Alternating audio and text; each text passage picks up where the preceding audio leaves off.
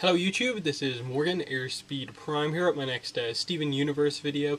This one is going to be basically my thoughts, kind of review on the first 2 weeks of this current summer of Steven's Adventures, Steven Nuke, whatever you want to call it. We're getting like 4 weeks with like 5 episodes in each week, and the first 2 weeks have obviously finished. 2 weeks still to come. I'll probably end up doing like one of these videos after each week here on out, and maybe cover other episodes like 2 or 3 at a time. Just because I don't feel there's quite enough per episode, because the episodes are quite short to just do a review per episode, and Steven Universe ends up releasing a lot of episodes at once. So yeah, I'm going to be covering like I think 10 or 11 episodes here. So the group of episodes we got here was Stephen Floats, Drop Beat Dad, Mr. Greg, Too Short to Ride, The New Lars, Beach City Drift, Restaurant Wars, Kiki's Pizza Delivery Service, Monster Reunion, Alone at Sea, and Greg the Babysitter.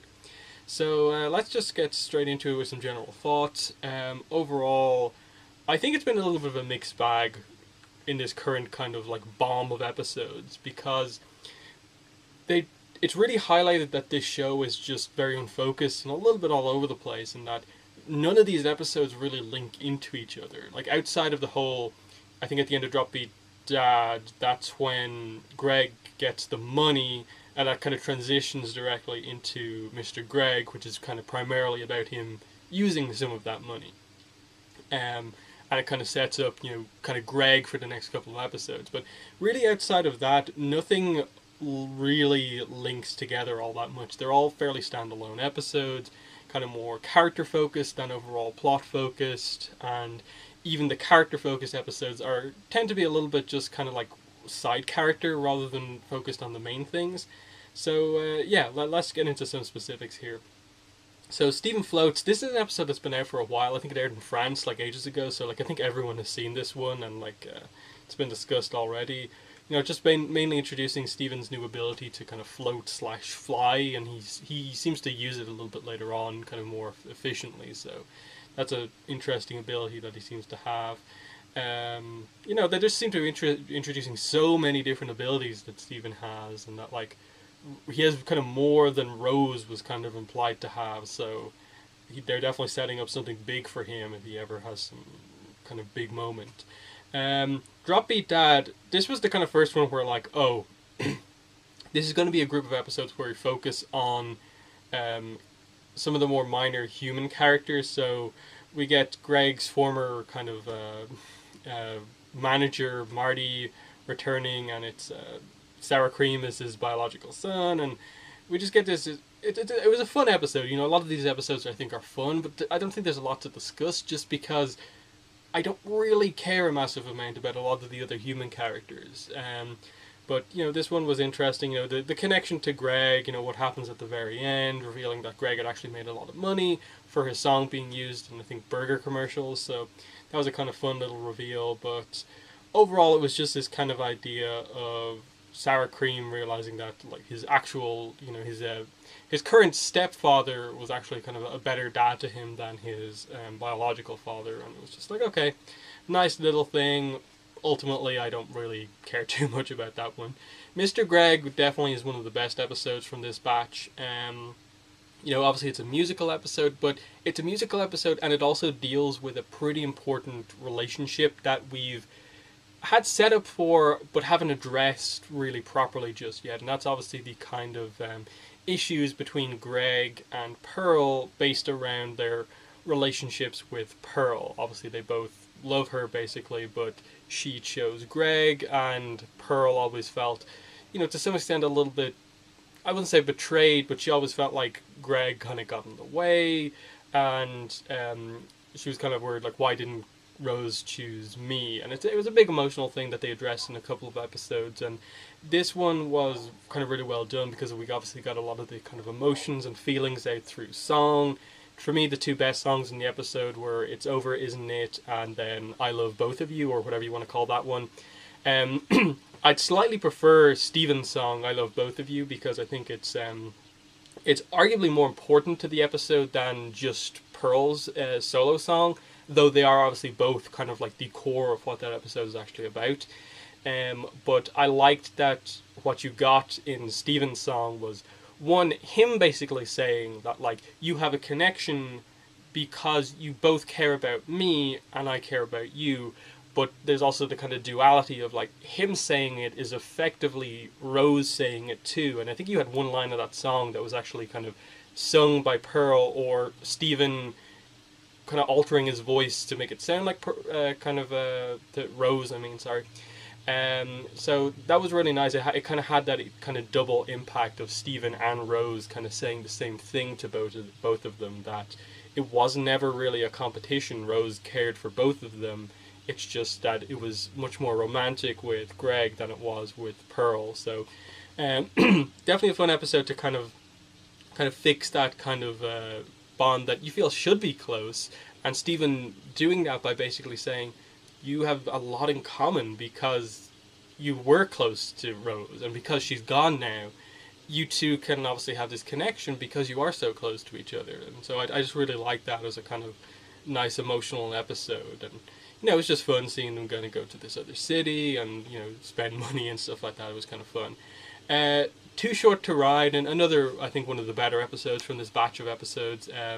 Obviously we get the kind of the trio of Steven, Amethyst, and Peridot, and it continues this trend of most of the episodes recently involving Peridot being very interesting, just because she is kind of part of the Crystal Gems now, but she's still fairly unfamiliar with a lot of stuff on Earth, and so them going to this kind of fairground basically was an interesting thing, because you have her kind of wanting these prizes and kind of not understanding the whole idea that you're purposely meant to kind of spend money and you're not guaranteed to win every time, and it's not just as simple as she perhaps thought.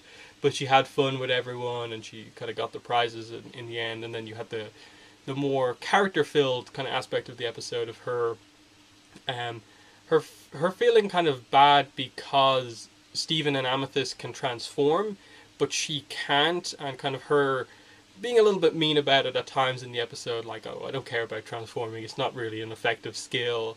But ultimately, in the end, it's just that she always felt a little bit insecure because she doesn't have any powers herself, and she kind of explains this idea of, like, certain generations of gems don't have a lot of power, because obviously of the changing of whatever kind of requirements on Homeworld, that a lot of the newer gems actually don't have much power, whereas the older ones do. That was a really interesting reveal. It kind of highlights that Steven is obviously, like, really new. He's only like 14, and he has, like, tons of different powers, yet Peridot, who I think is at the very least is established to be relatively old compared to any human, doesn't seem to have any powers, but eventually discovers that she has this ability to kind of make things kind of float, levitate. It seems to be a sort of magnetism type power related to metals.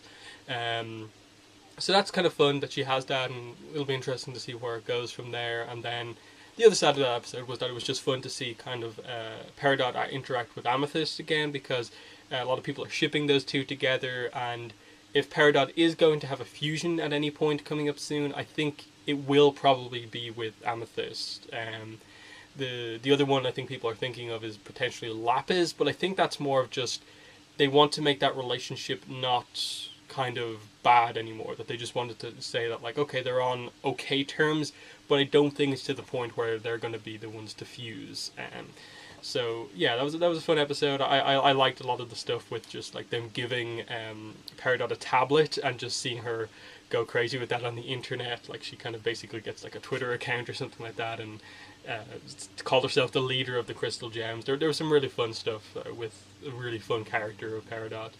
The new Lars, again, a return to these kind of more side character things. Again, I'm not really the biggest fan of characters like Sadie and Lars. Not because they're bad, but just because that's not really what I tend to focus on in this show. I think it's just, like, cool that you are building out the human characters of Beach City, but I'm way more interested in the gems and what they do and how that relates to Steven, as opposed to just Steven's interactions with the people of the town. Again, this was a kind of interesting one in that, like, it kind of set up this group of episodes where, like, Steven was going to kind of end up interfering with a lot of kind of personal issues that characters were going through, sort of getting them a little bit mixed up, but ultimately helping in the end. And it's like, okay, are you building towards anything with this? Because this one was, like, interesting insight into Lars, in that you kind of found out that like he hates his original name and he really prefers to be called Lars, and his parents are aware of that, and like they felt really bad when they actually called him the name that he doesn't like, and you find out that he's kind of failing in school and all this stuff, and it delved into the Lars Sadie relationship, which is definitely an interesting one in terms of how they're exploring it. But again, like, we're in season 3. This is not the sort of episode we really need at this point in time. This would have been fine as like a early mid season 1 episode, potentially early mid season 2, but we're in season 3 now. I think we need to focus a little bit more on what this series needs to be. Next up, Beach City Drift. This was the end of week 1. This I think should have been a better episode, because any Stevani episode that involves the actual fusion of Stevani should be really interesting. And this one had aspects of that, but it was almost too focused on this racing, drifting side of things that it actually took away from Stevani, the fusion, in that they refer to the previous episode where Stevani had focused on with Kevin. And I just didn't really get, like, okay, Kevin, we're actually trying to make something out of this character and what they went through, and that it was ultimately like this kind of really basic kind of story they went for here. Steven was really angry about what happened in the last episode with Kevin. Connie was annoyed, but not like as angry as Steven was. And they basically fuse for the sole purpose of getting one over on Kevin, proving to him something that they're better than him. And they do the race. They end up kind of losing just about after a bunch of like things happening, and they kind of unfuse because they get so kind of angry, and like the fusion is so focused on just taking him down that like they fused kind of for him, kind of more than fusing for themselves, and because they actually, you know, care about each other. And they kind of in the end fused for each other because they like the fusion of Stevani. And it's meant to prove something at the end. And I just think because this episode was so short, they focused so much on the race, that by the time the episode came to an end, it was just like, okay, you fused for the wrong reason, you now know that, but the point of this episode was what exactly? It was just a little bit like an episode that really was lacking because of the 11-minute format. There was no final scene where like they went home, they kind of explained what exactly happened to like the other gems, and they kind of learned something about their fusion. I think that's what was kind of missing here. Like, we didn't see like Garnet talk about like their fusion and like the way they felt and how things change or anything like that. I think it could have used just a little epilogue type moment at the end to make it better. We move into the second week. We get Restaurant Wars as the first episode. And this was probably the one that highlighted the most to me, that like, oh, this is the sort of thing they're doing right now. Because these characters, I think, are the ones where like I'm just like, these are the most kind of minor to the overall plot. What is it, like Kofi Pizza and the Fryman kind of chip shop or whatever it is. You know, again, fun episode because it was just this kind of absurd thing of just this war between restaurants in Beach City, that Steven orders something off the menu and it's actually something that's on the Kofi Pizza menu, or it's related to that. So it starts up this kind of family feud that was in the past between these two, and they introduced like Ronaldo into it, and like they start this fake relationship between Kiki and Ronaldo, but he actually has a girlfriend, and like I'm like, okay, Ronaldo's an okay character, but again, this is not exactly what I want here. It's okay, but you know, I did like the end, in the end, when it was just like this idea that Steven and the Gems could create a better restaurant than they could just by doing these really weird ideas where like, what was it? They made fries where the ketchup was in the fries, and it was like this crazy idea. So like, I thought that was kind of funny, just these weird ideas are what ultimately like can outdo these restaurants, and they just kind of team up to get that gone, and you know, fun, but just not exactly what I wanted. Similar with Kiki's Pizza Delivery Service, in that they present this ultimately fairly interesting kind of feud, or just the way Kiki feels about her sister Jenny, I believe it is, always kind of putting everything on her. She feels a lot of pressure that she's always forced to cover for her sister while her sister just wants to do stuff. She's getting these nightmares about pizza, but ultimately it's not about the pizza. It's about her sister asking her to do that and her not being able to say no because she is the nice one. And it's just, Stephen helping her in her dreams, but ultimately them realizing that the key issue is that Kiki won't, address her sister and say no to her. That happens, and things are back to normal. And it's just like, okay, nice little moment to somehow develop this character, and just that, I suppose, family of characters as well. But again, not the most important episode. It's just like, let's just have Steven interact with like every minor character in the series as a break from anything important. That's the way it felt. Monster Reunion was a return to better, and I know a lot of people really love this episode from the reaction I saw online. I like this episode, but I don't think it's as good as I think people are making it out.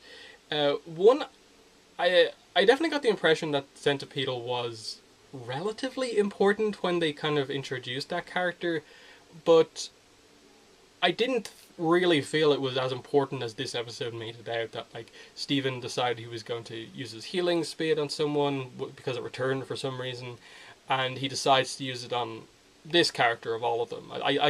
The connection didn't feel as strong to me as it perhaps did. Maybe that's something that other people have because I'm relatively new to the show, and other people have like seen that episode way more than I have, and when that episode initially came out, it was a big episode. To me, this character didn't really mean a lot. I liked the kind of lore implications of what they talked about here with Centipedal writing and stuff like that, and then the idea of like the gem language, and this whole story about her being separated from her group during the war, and kind of being corrupted by this light, which we assume comes from the diamonds, and ultimately the kind of healing kind of wearing off to some extent, enough, but it's still persisting enough that Centipedal is no longer, I suppose, violent anymore, and her finding her way back to her group, who are all corrupted, but they're going to live in that kind of crashed spaceship, and that's that. I thought it was frustrating that they didn't reveal the actual name of this character, like what gem name she has or anything like that. So there's definitely some frustrations to this episode, but the little we learned extra about corruption was kind of interesting in that, yes, you can, I suppose, heal the form, but it doesn't heal the kind of personality, kind of mental issues that have been dealt with here. So I kind of like that overall theme. Next up, Alone at Sea was probably the best episode that we've had so far in this kind of bomb of episodes. One, because it's clearly going to set up stuff going into the next couple of weeks. And two, just because I thought it was a really good episode and what they dealt with. The issue I would have with it was just that I think they spent far too much of the episode at the beginning on fun boat stuff, and they didn't quite leave themselves enough time to deal with the Lapis Jasper issue that came in towards the end. What they did was good, but it could have been better with a little bit more time. I think ultimately it'll be one we come back to, but this was the episode where they had a chance to deal with it in a big way, and I don't think they quite hit it home as hard as they could have, but it was pretty well done. I liked Steven. I always like Steven and how he approaches kind of trying to help Lapis, and that he's kind of very careful with her. He knows she's been through a lot and doesn't want to do anything that would kind of upset her or make her feel uncomfortable. And he's just trying to make her have some more fun, because that's, I think, Lapis's thing, and is that she's been through so much that she's kind of struggles to be kind of happy. She always kind of comes across a little bit like she has to restrict herself. She can't enjoy anything because she's been through so much. And so it was kind of fun to see her actually be initially bored and like annoyed at some of the stuff happening, but eventually just get on board with the whole situation and be quite happy about everything going on. You got a lot of really fun character, facial expressions from her, just of her, like, she starts laughing and she kind of snorts a little bit. That really highlighted that she enjoys being around Steven a lot, and even got a little bit on board with Greg, though of course she felt some guilt for having previously kind of broken his leg before. Um, and yeah, it was just fun to see her kind of happy again. But then obviously Jasper arrives and it kind of changes the situation. And this is definitely one of the more complex kind of issues they've attempted to deal with in the show. This idea of this kind of like the opposite of Garnet. You know, Ruby and Sapphire's relationship is so good, and it kind of highlights everything good about Fusion. Here, you got the kind of reverse of that, like a kind of bad relationship that isn't kind of helping either of them, and how that fusion actually ended up working out in that Jasper kind of. It was a weird situation in that, like, Jasper asked Lapis to fuse, and Lapis reluctantly agreed, but it was more to kind of trap Jasper in the fusion. And it's this idea that she did it to help people, but to help people she had to kind of do something quite bad and like trapping Jasper within the fusion and kind of exerting dominance over her within the fusion to keep them together. And she feels like she did something really wrong there. And I like that they addressed that um, they didn't hold back from basically saying that Lapis had done something wrong, in addition to saying that Jasper, of course, was in the wrong as well. Um, but it highlighted like that the fusion has kind of changed some of them to some extent. As Malachite, they were together for so long that there's this weird kind of sense of Lapis missing being a part of it, because she fundamentally has this connection to Jasper that no one else really does, because she was fused with her for so long. But ultimately, she is aware of how, I suppose, toxic that relationship was and doesn't want to get back into it again.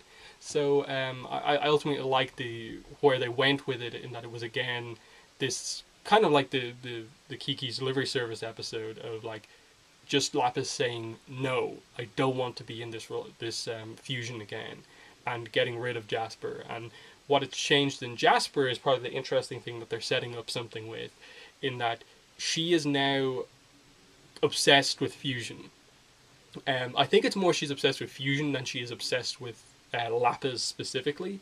In that, like, it relates back to the whole jailbreak episode, in that Garnet kind of through that fight thought her that fusion is more powerful, and that seems to be what she's learned from that fight. Not that it's this important relationship style thing, but just that a fusion makes you more powerful, and she sees the power as the greater aspect. In that, I think one of the subtle things in this episode was that it really presented how powerful of a gem Lapis is, which has always been a thing that they've presented, that her ability to control water and the power that she has is kind of pretty high compared to like almost every other gem. She is like super powerful, and so you can see why Jasper so kind of strongly wants to be in the fusion with her, because the power that Lapis has is so strong.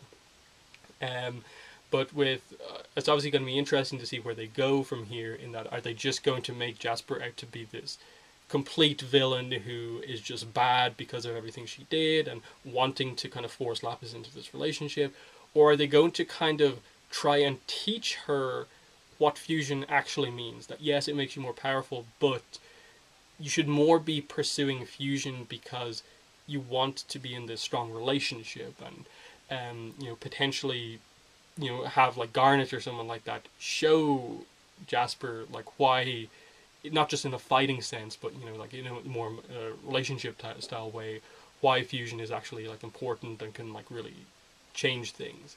So I think that's kind of what they were going for here, in that they wanted to deal with this issue very carefully, in that they wanted to make it out like, look, Lapis is dealing with a lot of stuff. Jasper is also dealing with some stuff, but she doesn't quite get it yet. She has development to go from here. But there was some other good stuff. Like I actually liked the scene where I think it was Jasper was like calling Lapis a monster, because Jasper was even aware that like Lapis for most of the time as Malachite was the dominant one in that relationship. She calls her the monster, and it relates to kind of what Lapis was talking about earlier on in the episode, and that she was the one who felt like she did something wrong. She was terrible for what she did, and that was an important thing to get, that she's aware that she did do something kind of wrong as much as it was to help Earth, that she kind of has, in a way, change Jasper into who she is now because of the kind of emotional effect forcing them to stay together has kind of caused. Yeah, definitely one of those ones where they probably should have given it a little bit more time to address it more effectively, but what they did give it was pretty well done in my mind. Last episode that we have so far in this is Greg the Babysitter, kind of flashback episode to a time when Greg and Rose, to some extent, babysat Sour Cream for one of Greg's friends from the past, Vidalia. So, another good episode. I thought this was actually really well done in that clearly what it was meant to do was to some extent highlight where Rose's idea of kind of having a child with Greg came from. But they never actually directly addressed that in the episode in the sense of like Rose is now interested in having a child. That was never like fully addressed. It was more just the subtext of this episode you're meant to take is that roughly that's the direction they're going in. More what they went for here was that this was an incident that resulted in Greg kind of growing up and kind of separating himself a little bit from the crystal gems, and that like it's cool being part of this and in being in the relationship with Rose and being in love with her, but I do have to have my human life as well. And so at the end it results in him getting the job at the car wash and, you know, making money and, you know, doing something with his life, but he still has that relationship with the crystal gems. Then on the Rose side of the episode, you had the really interesting approach of Rose really getting into, I suppose, why she is so interested in humans. In that it's actually the Transformers thing, basically. This is a good comparison in terms of a show that already exists that has a similar concept compared to what we have here with the gems. Transformers / gems, really long living beings who can change themselves through fusion or transformation and stuff like that, have these powers that humans don't have, but struggle to grow personally and are basically born mature. They're basically born with their personality, and that's it. And as long as they live, they really don't learn or change all that much over the course of their lives. So they are extremely interested in humanity as a species because humans are born basically relatively incapable of doing anything, and in a very short period of time to them, like Transformers gems, grow so much and change so much as beings, and even when they are grown, still have the capacity for change that is greater than them. And that was a really cool approach to have. Like, Rose was just so in awe seeing Greg next to young, like, baby Sour Cream, knowing that they are the same species, and in just like at that point, like 20 years or something like that, you can go from being like this small to this big, and change so much. You know, being able to speak, be intelligent, learn music, whereas before all you can do is make noises. It was a huge kind of like amazement kind of moment for Rose to see this growth right in front of her. And it makes me kind of wonder, will they do another flashback episode where they address the details of how the two of them approach the idea of having a child together?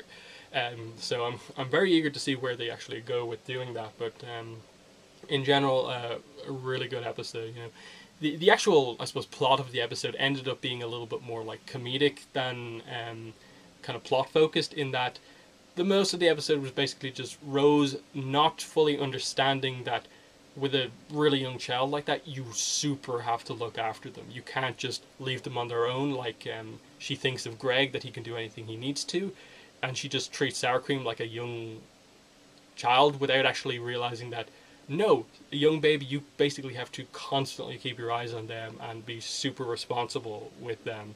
And just that she understands some aspects of it, but not the idea of, you know, children needing a parent, which is pretty interesting. So, yeah, Rose continues to be very interesting.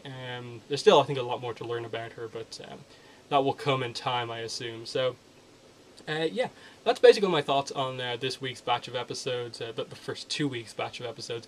In the comments, let me know what your thoughts were on the episodes, what you think about the stuff I said about them, and obviously let me know more on the specifics about how you want me to cover Steven Universe episodes going forward.